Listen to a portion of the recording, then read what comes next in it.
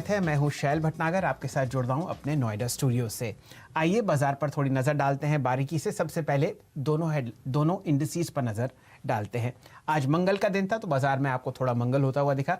Nifty आपके सामने लगभग 56 अंक ऊपर बंद हुआ 8,880 के आसपास। यहां पर आपने 0.6% की तेजी आते हुए देखी। एक शानदार गैप अप ओपनिंग हुई, बाजार हल्का सा नीचे झुका पहले 15-1 मिनट, और उसके बाद आपने एक शानदार रैली देखी जो बाजार को लगभग 9,030 के लेवल तक लेके गई निफ्टी पर।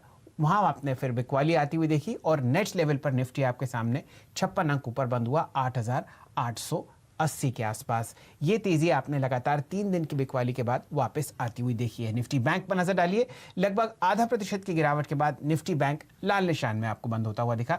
यहां पर ट्रेंड दूसरी तरफ था। 87 अंक नीचे 17,480 के आसपास आपको निफ्टी बैंक पर आज क्लोजिंग आती हुई दिखेगी। दोनों इंडिसेस बहुत जबरदस्त तरीके से वॉलेटाइल थे। ट्रेडिंग रेंजेस आज काफी थी। दिन के हाई और दिन के लो के बीच में अगर आप दायरा देखें तो निफ्टी पर वो लगभग 175 पॉइंट था, सेंसेक्स पर लगभग 623 पॉइंट और बैंक निफ्टी पर लगभग 815 पॉइंट की आपने ट्रेडिंग रेंज देखी। ये वो दायरा है जो वॉलेटिलिटी कहलाता है, और दिन का उच्चतम और दिन का न्यूनतम लेवल जो हर इंडेक्स का होता है उसके बीच में जो डिस्टेंस है उसको हम ट्रेडिंग रेंज कहते हैं। चलिए एडवांस डिक्लाइन रेशियो पर नजर डालिए। हालांकि आपने आज बुल्स को कमान संभालते हुए देखा, लेकिन ओवरऑल आपने बाजार में वीकनेस ही देखी। अगर आप एडवांस डिक्लाइन रेशियो देखें तो निफ्टी के 50 शेयर में से 36 ऐसे थे जहां पर आपने बहुत गहरा हरा निशान देखा। खासकर आईटी, फार्मा और मेटल स्टॉक्स में आज निफ्टी में अच्छी तेजी थी। साथ ही साथ सेंसेक्स के 30 शेयर्स में से सिर्फ 8 ही ऐसे थे जो आपको लाल निशान में बंद होते हुए दिखे। निफ्टी बैंक पर नजर डालें तो यहां पर लगातार आपको आज चौथे दिन लाल निशान दिखा। हालांकि दिन में आपने शुरुआती तेजी देखी थी। 12 में से सिर्फ 3 ही ऐसे बैंक्स थे जो हरे निशान पर अपने आप को काबिज होते हुए दिखे। ब्रॉडर मार्केट्स की तरफ नजर डालिए, जो मैं आपको बता रहा था, वहां पर आपने एक वीकनेस आती हुई देखी। नेशनल स्टॉक एक्सचेंज पर आप देखें तो सिर्फ लगभग 800 शेयर ऐसे थे जो हरे निशान में बंद हुए और गिरने वालों की संख्या थी लगभग 953। यही हाल आपने बीएससी पर देखा। 1260 शेयर आपको लाल निशान में बंद होते हुए दिखे और सिर्फ 1030 ऐसे थे जहां पर बुल्स ने अपना मार्क दिखाया। चलिए अब आपको अपने पूरे पैनल से मिलाते हैं। हमारे साथ आज वीरेंद्र जी जुड़ेंगे हमेशा की तरह फ्यूचर्स एंड ऑप्शंस पर। बहुत ज़बरदस्त तरीके से कॉल्स और पुट्स पर वो नज़र रखते हैं निफ्टी और बैंक निफ्टी के लिए, और वहाँ पर वो आपको समझाएंगे कि किस हिसाब से ऑप्शन सीरीज़ में आपको तेजी या मंदी आती हुई दिखेगी वेडनेसडे को। दीपाली जी जुड़ेंगी। अदानी ग्रुप पर आज शानदार तेजी देखी गई। 6 के 6 स्टॉक्स बहुत ज़बरदस्त तरीके से बंद हुए। वो आपको बताएंगे कि इस तेजी के पीछे क्या था। सुमित जी और वरुण जी आपको बजाज ऑटो और डॉक्टर रेड्डीज के नतीजों की उम्मीदों पर अपनी राय देंगे, और साथ ही साथ यतिन जी आपको सकारात्मक राय देंगे डीलिंग रूम से कौन कौन से ऐसे स्टॉक्स हैं जहां पर आप अच्छी तेजी या मंदी देख सकते हैं वेडनेसडे को। आज के हमारे गेस्ट हैं श्री सच्चिदानंद उत्तेकर साहब। आप बहुत बेहतरीन तरीके से चार्ट्स देखते हैं और आप राय देंगे कि कहां पर आपको तेजी और मंदी दिखती है वेडनेसडे के लिए। हमेशा की तरह शुरू करते हैं वीरेंद्र जी। बताइए वीरेंद्र जी, किस हिसाब से आज कॉल्स और पुट्स पोजीशन है, कहां आपको निफ्टी और बैंक निफ्टी जाता हुआ दिखता है कल के सत्र के लिए? देखिए, कल के लिए काफ़ी हद तक रेंज बाउंड वोलेटिलिटी रहने की संभावना ये ऑप्शन स्टेट्स रिफ्लेक्ट कर रहे हैं। ऊपर की तरफ 9,000 और 9,100, 9,200 इस जोन में अप्रॉक्सीमेटली 40 लाख कॉल्स खड़ी हैं, जो कि इंडिकेट करता है कि 9,050, 9,100 एक अपर रेंज रहेगी जहां तक निफ्टी टेस्ट कर सकता है अपने हाइट्स को। लेकिन नीचे की तरफ एक और अच्छी चीज़ है कि आज पुट्स के प्रीमियम शेड हुए, स्पेशली 8800 और 8700 की स्ट्राइक्स के प्रीमियम शेड हुए वीकली कॉन्ट्रैक्ट में, जो कि इंडिकेट करता है कि करीब 29 लाख के आउटस्टैंडिंग ओए के साथ 87, 50, 8800 एक बेस का काम कर सकता है, क्योंकि कल के बाद परसों एक्सपायरी भी याद रखिएगा। निफ्टी बैंक के लिए चैनल जो है वो थोड़ी सी टफ और थोड़ी सी वाइड नज़र आ रही है। 17,000 की पुट ऑप्शन लगभग 4.5 लाख का आउटस्टैंडिंग वाई होल्ड करता है। आज यहाँ पे भी करीब 1.5 लाख पुट्स भी किए, जो कि इंडिकेट करता है कि मैक्सिमम रिस्क जोन जो कल और परसों के लिए बैंक निफ्टी का लग रहा है वो है करीब नीचे 17,000, 17,200, और ऊपर की तरफ एक बार फिर से रेजिस्टेंस पॉइंट रहेगा 18,000, क्योंकि आज भी वहाँ पे कॉल राइटिंग हुई है और 18,200 के बीच में अप्रॉक्सीमेटली 6.5 लाख कॉल खड़ी हैं। तो ऊपर 18,100, 18,200, नीचे 17,200। चलिए उत्तेकर साहब, आपने वीरेंद्र जी को सुना किस हिसाब से कॉल्स और पुट्स पोजिशनड हैं दोनों लैडर्स पर, निफ्टी और बैंक निफ्टी पर।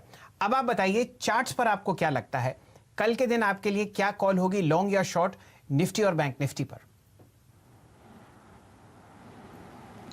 गुड इवनिंग शैल जी। इनफैक्ट यहाँ पर जो आउटलुक है और जो स्ट्रैटेजी है वो सेम ही होगी कल के जैसे ही। यहाँ पर मुझे लग रहा है निफ्टी में एक अपॉर्चुनिटी है लॉन्ग्स बनाने के लिए। अभी भी जिस तरीके से 800 ये पर्टिकुलर लेवल डिफेंड हुआ है एंड जिस तरीके से आज के सत्र में एक इनसाइड बार फॉर्मेशन है, अगर हम कैंडलस्टिक्स में देखें तो एक homing pigeon kind of formation है, काफ़ी रेयर फॉर्मेशन है। तो मुझे लग रहा है यहाँ पर एक कंडीशनल बाय रखना चाहिए निफ्टी में।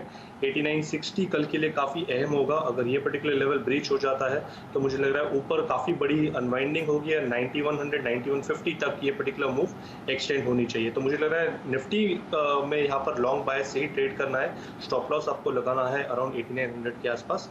एंड बैंक निफ्टी में अभी भी डेटा काफ़ी नेगेटिव है, बट जिस तरीके से अगर हम पुट कॉल रेशियो देखें तो ऑलमोस्ट 0.6 के आसपास आ चुका है। तो थोड़ा सा यहाँ कॉशियस रहने की काफ़ी ज़रूरत है।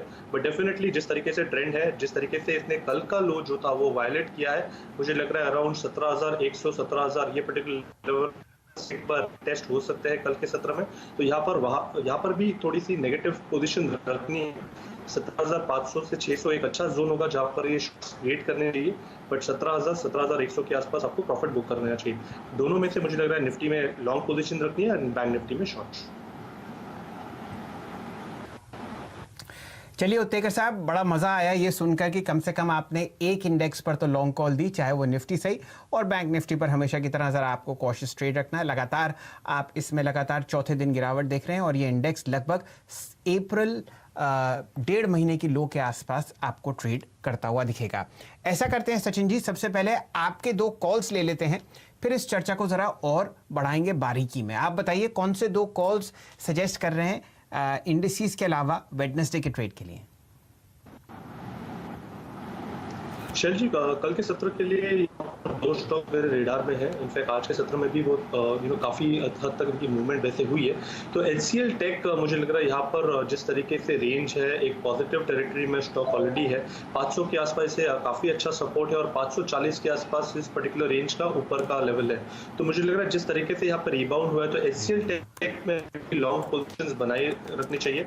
510 का स्टॉप लॉस होगा और 540 तक की एक्सपेक्टेशन होगी ऑन द प्राइस साइड।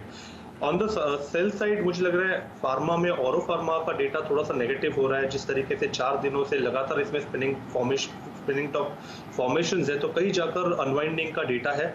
यहाँ पर अभी भी बिकवाली करनी चाहिए। कंडीशनल सेल रखूंगा मैं 660 के नीचे आपको ये पोजीशन बनानी है। 666 का स्टॉप लॉस लगाना है और इंट्राडे के लिहाज से 645 के प्राइस की एक्सपेक्टेशन। भाई वो स्टैंप मारी। चलिए, तो बिल्कुल बैलेंस आपको करते हुए दिखेंगे उत्तेकर साहब। एक बाय कॉल HCL टेक और सेल कॉल औरोबिंदो फार्मा पर, साथ ही साथ वो बुलिश हैं निफ्टी पर, लेकिन एक कॉशियस अप्रोच है उनकी बैंक निफ्टी पर। चलिए अब जरा चर्चा को जरा और बारीकी से देखते हैं। दीपाली जी हमारे साथ जुड़ी हुई हैं। आज शानदार आपने रैली देखी 6 के 6 अदानी ग्रुप के लिस्टेड स्टॉक्स पर, चाहे वो अदानी पोर्ट्स हो, अदानी पावर हो, Adani enterprises, gas, Adani green और अदानी ट्रांसमिशन। दीपाली जी आपको बताएंगी इस तेजी के पीछे कारण क्या था। दीपाली जी बताइए। अदानी ग्रुप के स्टॉक्स आज फोकस में रहे और अक्रॉस द बोर्ड हमने अच्छी तेजी बनती हुई देखी, स्पेशली आखिरी के 1 घंटे के दौरान। दरअसल ये पूरा ही ग्रुप फोकस में रहा है। हाल ही में ग्रुप की ओर से कमेंट्स भी आए थे कि उनका डेट कम करने पर खास फोकस है। कुछ स्पेसिफिक कंपनीज की ओर से बयान आए थे इस ग्रुप की कि अगले 12 से 18 महीने में अपने प्लेज को वो 0 कर देंगे और इस कड़ी में कंपनी काम कर भी रही है। क्योंकि अगर आप कुछ डेटा देखेंगे तो मार्च 2020 तक अदानी एंटरप्राइजेस के 41 करोड़ शेयर गिरवी रखे हुए थे, जो कि मई 2020 में सिर्फ 28 करोड़ रह गए हैं। अदानी पोर्ट्स के 74 करोड़ शेयर मार्च 2020 तक गिरवी रखे हुए थे, जो कि अब घटकर 42 करोड़ रह गए हैं। अदानी ट्रांसमिशन में भी 40 करोड़ शेयर गिरवी रखे हुए थे, जो कि अब घटकर 34 करोड़ रह गए हैं मई 2020 तक। और अदानी ग्रीन में भी गिरवी शेयर्स कंपनी ने छुटाए हैं। और हाल फिलहाल में कंपनी ने जो भी स्टेक सेल की है अलग अलग कंपनीज में, उसका इस्तेमाल कर्ज चुकाने पर ही किया है। Adani transmission, Adani green, Adani gas में जो स्टेक सेल करके कंपनी ने फंड्स जुटाए हैं, उसका इस्तेमाल अपने डेट को रिड्यूस करने के लिए ही किया है। तो इंटेंशंस कंपनी की ओर से, ग्रुप की ओर से क्लियर है कि वो अपने प्लेज होल्डिंग को कम करना चाहते हैं, डेट को कम करना चाहते हैं। और इसी वजह से आज हमने अक्रॉस द बोर्ड अच्छे सेंटिमेंट्स बनते हुए देखे। चलिए उतेकर साहब, आपने देखी ही दिन भर रैली बहुत शानदार तरीके से अदानी ग्रुप पर आई। मेरे ख्याल से छोटे और मंझले स्टॉक्स पर ध्यान देते हैं, अदानी गैस और अदानी पावर। अदानी पावर आपको एफएनओ में भी आता हुआ दिखेगा। शानदार यहाँ पर बिल्डअप आपने देखा। टॉप गेनर्स, टॉप 3 गेनर्स में से अदानी पावर था आज, ओपन इंटरेस्ट में भी, प्राइस में भी और वॉल्यूम पे भी। अब बताइए कल के सत्र के लिए आपको ये चार्ट्स पर कैसा लग रहा है? देखिए, ये पूरे पैक में काफ़ी बड़ी हलचल हुई है। इनफैक्ट सारे स्टॉक्स में रुझान है। इनफैक्ट अगर हम अदानी पावर की बात करें तो यहाँ पर डेफिनेटली एक स्विंग रेजिस्टेंस है 3550 के आसपास। बट मुझे लग रहा है जिस तरीके से ये पोजीशन आज बनी है, मुझे लग रहा है ये पर्टिकुलर लेवल कल के सत्र में चैलेंज होना चाहिए। एंड मोमेंटम मुझे लग रहा है अराउंड 3750 तक ये एक्सटेंड होना चाहिए। तो मुझे लग रहा है यहाँ पर डेफिनेटली एक लॉन्ग बायस ही रखना है। स्टॉप लॉस आपको लगाना है अराउंड 3450 के आसपास एंड एक ट्रेडिंग लॉन्ग ही रखना चाहिए कल के सत्र में भी। बट ओवरऑल पैक पे मुझे लग रहा है अदानी एंटरप्राइजेस में एक ट्रेडिंग अपॉर्चुनिटी बन सकती है जिस तरीके से इसका रुझान रहा है। 140 से 120 के बैंड में स्टॉक ये ऑस्किलेट कर रहा था पिछले 15 दिनों से। एंड जिस तरीके से यहाँ पर ओपन इंटरेस्ट एडिशंस हुए आज के सत्र में भी, तो यहाँ पर 142 के ऊपर जैसे स्टॉक निकल जाता है तो 150 का जो एक बैरियर है मुझे लग रहा है वो ब्रेक होना चाहिए। तो मुझे लग रहा है ट्रैक्शन के लिहाज से और रिवॉर्ड टू रिस्क के लिहाज से अदानी एंटरप्राइजेस में अपॉर्चुनिटी बन सकती है। एक कंडीशनल बाय होगा 141 के ऊपर, स्टॉप लॉस होगा अराउंड 136 के आसपास एंड टारगेट होगा अराउंड 150 तक का। चलिए, कंडीशनल बाय आपको अदानी एंटरप्राइजेस पर 142 पर और एक स्ट्रॉन्ग बाय आपको मिल रही है अदानी पावर पर उत्तेकर साहब से। सचिन जी, जरा और ध्यान देते हैं मंझले स्टॉक्स पर जहां पर प्राइस टारगेट, जहां पर प्राइस वैल्यू जो है वो आप कम देख रहे हैं। 2 स्टॉक्स में आज आपने शानदार तेजी देखी ऑयल स्पेस में से। ये है ऑयल इंडिया, जहां पर आपने लगभग 5-5.5% की तेजी आती हुई देखी है, और ONGC। दोनों स्टॉक्स आपको 77 और 83 के आसपास ट्रेड करते हुए दिखेंगे। वॉल्यूम शानदार था। अब बताइए कल के सत्र में क्या आप इन पर बाय कॉल्स एडवाइस करेंगे या इनसे दूर रहना चाहिए? देखिए, ऑयल इंडिया में मुझे लग रहा है यहाँ पर एक नेगेटिव ट्रेंड रही है, तो वहाँ पर तो डेफिनेटली मैं अवॉइड की सलाह ही दूंगा। बट अगर हम ONGC का डेटा देखें तो काफ़ी रेंज बाउंड रहा है स्टॉक। इनफैक्ट ऊपर के लेवल पे अराउंड 78-79 के आसपास एक रेजिस्टेंस ज़रूर है, बट नीचे काफ़ी अच्छा सपोर्ट है अराउंड 22। तो मुझे लग रहा है अगर ट्रेंड के लिहाज से देखें तो अगर यहाँ पर ब्रेकआउट हो जाता है तो डेफिनेटली एक ट्रेड इनिशिएट करना चाहिए 7850 के ऊपर। प्राइस एक्सपेक्टेशन वही होगी कि अगर ये मोमेंटम बन जाता है तो 84-83 के आसपास ये मोमेंटम एक्सटेंड होना चाहिए कल के सत्र में। कंडीशनली ये बाय रखूंगा मैं 7850 के ऊपर 84 के टारगेट के लिए। बट ऑयल इंडिया मुझे लग रहा है स्ट्रक्चर भी काफ़ी वीक है एंड जिस तरीके से अभी तक इसका परफॉर्मेंस रहा है मुझे लग रहा है वहाँ पर एक डेफिनेटली एक अवॉइड रखना चाहिए। और ONGC में डेफिनेटली एक कंडीशनल बाय होगा ऑन द लॉन्ग साइड। जी सचिन जी, आज आपने शानदार शुरुआती तेजी देखी भारतीय एयरटेल में। वॉल्यूम जबरदस्त था, अच्छे नतीजों के बाद स्टॉक रिकॉर्ड लेवल पर बंद हुआ। लगभग आपने 4200 करोड़ का ट्रांजैक्शन BSE पर आता हुआ देखा। इसी तरीके से आइडिया सेलुलर में भी शानदार तेजी थी। इन 2 स्टॉक्स पर अपना रुझान दें। शैल जी, भारतीय एयरटेल पे हम काफ़ी समय से एक स्ट्रॉन्ग आउटलुक रख रहे हैं। On the positive side we were expecting 600-590 kind of a zone, जो मुझे लग रहा है अभी यहाँ पर आ चुका है। तो यहाँ पर थोड़ा सा मुनाफा ज़रूर बांधना चाहिए। एग्जिस्टिंग जो पोजीशन है वो एक रिवाइज टारगेट के लिए होल्ड करनी चाहिए। 630 का हम अभी दायरा एक देख रहे हैं जहाँ तक ये पर्टिकुलर मूव एक्सटेंड होनी चाहिए। बट स्टॉप लॉस यहाँ पर 587 का मैं रिकमेंड करूँगा existing and fresh long positions के लिए। तो यहाँ पर क्लियरली स्ट्रक्चर वाइज कोई वीकनेस नहीं है, but reward to risk wise जिस तरीके से मूवमेंट अभी तक हुई है मुझे यहाँ पर फ्रेश एडिशंस थोड़े से कॉशियसली करनी चाहिए। बट स्टॉप लॉस आपको लगाना है 587 के आसपास 630 के फाइनल टारगेट के लिए। जी ऐसा करते हैं उत्तेकर साहब, सुमित मेहरोत्रा जी को जोड़ते हैं। वो शानदार तरीके से अर्निंग्स को ट्रैक करते हैं और उनके पास बजाज ऑटो के एक्सपेक्टेशंस आंकड़े वो हैं जो बाजार उम्मीद कर रहा है कल के लिए। तो सुमित जी बताइए किस हिसाब से बजाज ऑटो को देख रहा है बाजार? यहां पर आपने शुरुआती तेजी आते हुए देखी पिछले हफ्ते स्टॉक में। देखिए बजाज ऑटो के केस में वॉल्यूम फ्रंट पर तो करीब 17% के आसपास की डिक्लाइन का अनुमान बाजार लगा रहा है। अगर उसको आप फर्दर सेग्रीगेट करेंगे तो 2 डिजिट में ही मेजरली 20% से ज़्यादा ही सारे 3 व्हीलर में या फिर कमर्शियल व्हीकल स्पेस में एक डिक्लाइन की उम्मीद लगा रहा है बाजार वाई बेसिस पे वॉल्यूम फ्रंट पर। ओवरऑल रेवेन्यूज करीब 13% टूटने का अनुमान है, करीब 6,453 करोड़ रुपए रेवेन्यू रह सकता है। ऑपरेटिंग फ्रंट पे यानी कि ईबीटा जो है वो भी 14% के आसपास का डिक्लाइन दिखाएगा। मार्जिन में स्लाइटली डिक्लाइन रहेगा क्योंकि कुछ एक जो इनपुट कॉस्ट का इम्पैक्ट है वो कुछ हद तक सेट ऑफ हुआ था, जो प्राइस हाइक हुआ था उसकी वजह से, तो बहुत ज़्यादा उसका इम्पैक्ट नहीं, लेकिन मोर लेस मार्जिन फ्लैट ही रहेंगे। मुनाफा करीब 5% टूटने का अनुमान लगाया जा रहा है। 1,015 करोड़ रुपए के आसपास का एक मुनाफे का आंकड़ा इस तिमाही में एक्सपेक्ट किया जा सकता है। रियलाइजेशन थोड़ा सा बढ़ेगा क्योंकि वो BS6 की वजह से इन्होंने Q-on-Q और YoY दोनों ही बेसिस पर रियलाइजेशन बढ़ता हुआ दिखाई पड़ रहा है मार्केट्स को। और उसके अलावा एक बहुत क्रूशियल चीज़ ये है कि इनके जो शोरूम्स बंद हुए थे कोविड-19 की वजह से, उसकी वजह से सीक्वेंशली सेल्स कैसी आती है वो इंपॉर्टेंट रहेगी। दूसरा, कमेंट्री क्या देती है कंपनी गोइंग फॉरवर्ड अगले क्वार्टर के लिए, और साथ साथ इनकी कॉस्ट को लेकर जो इनपुट कॉस्ट है क्योंकि वो थोड़ी एस्केलेट हुई थी तो उसको लेकर कमेंट्री क्या आती है, और कोविड-19 को लेकर आगे की सेल्स गाइडेंस कैसी होती है, ये कुछ चीज़ें हैं जिनके ऊपर मार्केट नज़र रखेगा। चलिए ये तो सुमित जी ने अपनी राय व्यक्त की बजाज ऑटो पर। सचिन जी, अब आपकी बारी है, बताइए चार्ट्स पर आपको बजाज ऑटो कैसे लगता है। नतीजों से पहले यहाँ पर आज आपने 2510 का प्राइस देखा और लगभग 6,41,000 शेयर ट्रेड हुए। शेल जी, यहाँ पर स्ट्रक्चर अगर देखें तो क्लियरली एक high top higher bottom sequence बरकरार रहा है स्टॉक में।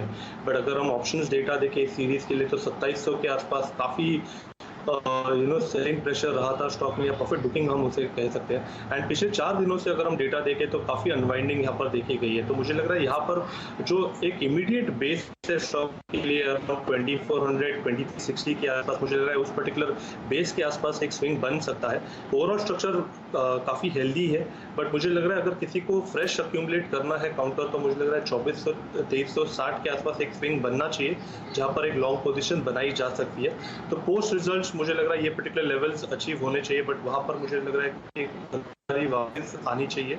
तो यहाँ पर क्लियरली 2500 के लेवल के आसपास मैं थोड़ा अवॉइड की सलाह दूंगा, बट 2400-2360 एक बेटर लेवल होगा जहाँ पर लॉन्ग पोजीशन रेकमेंड करूंगा।